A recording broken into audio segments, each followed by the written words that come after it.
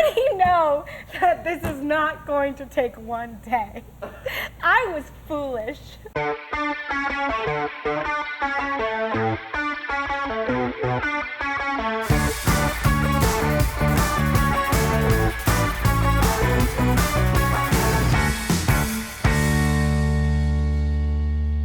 Hi, I'm Alex. So today I'm going to be making a macaron, but not just any macaron. I'm going to try to make a giant one. So a macaron is a French meringue-based cookie. Don't get it twisted with a macaroon, which is a coconut cookie. Oh, that one like slipped out really fast.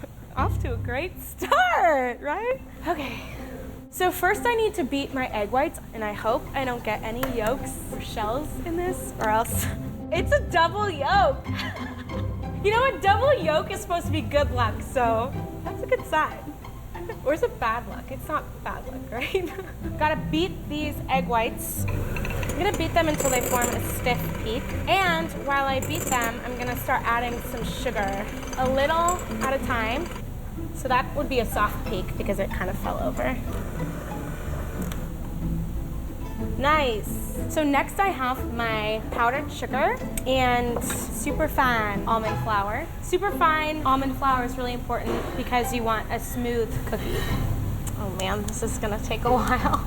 Is it even going through? It's like 3 hours later from SpongeBob, you know? I've decided to make a chocolate cheesecake swirl flavored giant macaron. That is a mouthful of a title. It would be really nice to have a bigger bowl. So it shrunk a lot, which is great. So now I'm gonna separate this batter into our 2 bowls. Now I'm going to add 2 tablespoons of cocoa powder to one of the bowls. So one thing I'm already a little worried about is that this batter seems pretty lumpy. I think due to the keeps coming out the side. Supposedly super fine almond flour, which clearly wasn't super fine. So I'm gonna put a little bit of chocolate, and I'm trying to stick it to like one side of the bag. Other side. I think it's too much chocolate and not enough of the white got in there. So I might have to figure out a different technique for that one. Trying to be as like steady-handed as possible, but it's tough. That's like a little poop on top. Now I need to tap it. Definitely wrong. We got like a little bit of lift, but not enough. Also, it just really still looks like a poo.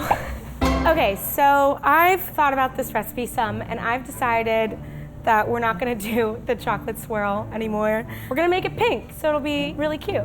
Also, I'm gonna try to eliminate some of the factors that I know went wrong last time. So I'm gonna blend up the almond flour to try to make it super, super fine, because apparently super fine isn't quite fine enough. Okay, so I read online that if you reach stiff peaks, you can turn the bowl upside down on your head, so. Ugly. Get some pink. Always use gel food coloring too, not liquid. Oh, that's like an electric pink. So the trick for this is that we've incorporated a lot of air into the egg whites, and we want to deflate that air back out. This bowl is so damn small for all this batter. So I'm just going around the sides of the bowl and then scraping down. This batter is still too thick because it plops down into the bowl. Another test is the figure 8 test. If you can do a figure 8, then you're ready, but I'm still kind of falling short. Nope. That was like a figure 3. Booyah! 8 is also my favorite number, I'll have you know. So last time I did kind of like a swirl, but I'm gonna try to just pipe vertically. It looks kind of lame that like the trace is there. Okay, I'm gonna try to just add more to it. I really think that this is not proper technique because I feel like it's gonna make more of a lopsided macaron. This is not perfect. I need to do it again. I'm gonna scrape it back in. It's like someone projectile vomited Pepto-Bismol onto it. Now they need to set. Time to bake. So they didn't work. I don't really know what happened. They just look super crinkly on the top. But also they did expand a little, so they are now touching. Back to the drawing board. Today is what I hope is the final day of this giant macaron, which has been a giant pain in my ass. So my new strategy is to make the circle I draw smaller and to fill that completely. So when it does grow as it sets, hypothetically, both would grow at the same rate. Wow, I think my theory actually is going to work. I should win like a Nobel Peace Prize for this.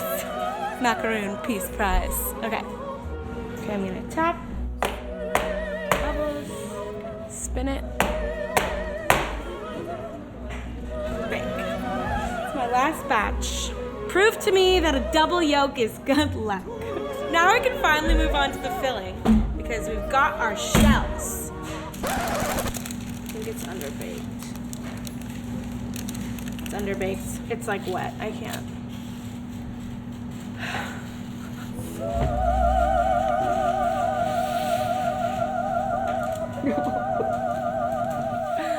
No! No! Another thing that I've learned is that it's super important to use a kitchen scale to be precise with your ingredients. So I'm getting to 200 grams of egg whites. Also, another little tip is to add some cream of tartar to your egg whites. This will help stabilize them. You can also add a pinch of salt. My almond flour is all kind of mixed in. Then I'm gonna start doing the macaronage. Almost just like scraping the bowl on the sides and then pushing down with the spatula. What temperature are you cooking it on? 300. I would definitely do 285. Like you definitely want to lower and do it for longer. Okay. So cook it for like 30-ish minutes. Okay. Give it a go with that. Leave it in the oven for like an hour minimum. Okay. And let it kind of dry out. The best would be to leave it overnight. Okay, so it's been 35 minutes. I'm gonna check on our macaron. Woo! It's looking really good. Cross my fingers that this was a success. So I hope it doesn't stick to the parchment. I just want to peel it off easily.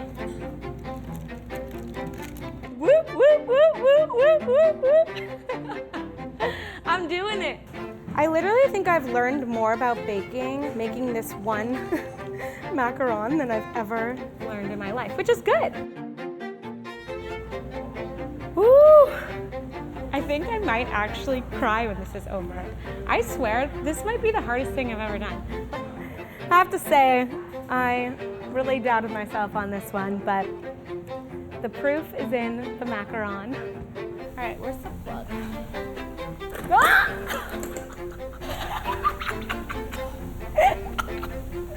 Turn it off first.